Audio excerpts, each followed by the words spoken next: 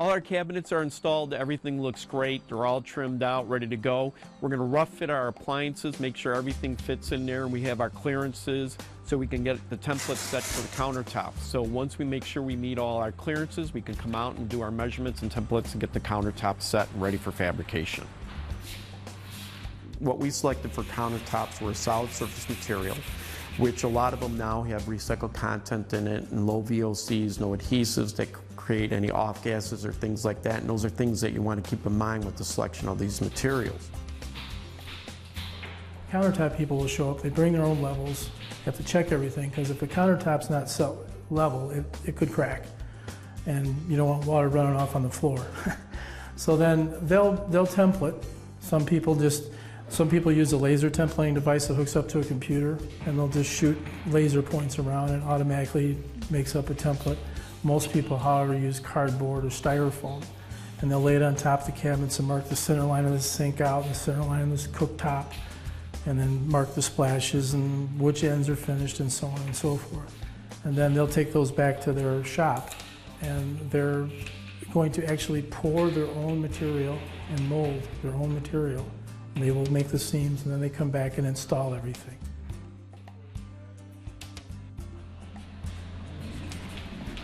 So now how much would you overhang here then? Is this pretty much what it's been, like an inch and a half? Or this is 2 inch. Okay. And see, normally we do a 1/2 inch material here. Okay. And we have an 1.5 inch overhang. The reason why we do an 1.5 inch overhang is if you do a bull nose, you'll reveal the top of that piece. Okay. If you want that less. No, I don't want it less. That's why I was going to say, because when the tile, you're talking about 3/8, because we're a travertine. Yeah, you probably. So we're going to be like probably about 3/8. Okay. So you'll here still have an an inch and a half. Yeah. So you'll be symmetrical here and here.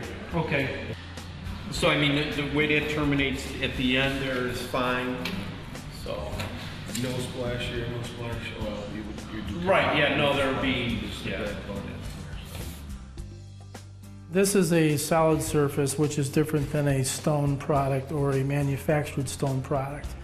The benefits are that you can seam this material together with a mechanical bonding adhesive, and then you sand that seam smooth and you polish it. The seam becomes inconspicuous. We can't say it's invisible. We have to say inconspicuous. But then that basically becomes a very smooth work surface. Where if you use a stone product, where they seam it, they'll put an epoxy in there. Although it may look very nice, it's still a seam. And with this solid surface material, if somebody scratches it or dings it or even burns it, 5 years from now, the manufacturer can come back and repair the countertop. They can sand the scratches out, or they can cut a section out and patch and put a repair in there and polish it back down. So it's got a lot of nice advantages. Plus, solid surface to me is easier to work on as a chef, as a cook. It's more forgiving. If you drop a wine glass or a plate on stone, it's going to shatter. On your solid surface, it's a little more friendly on things like that.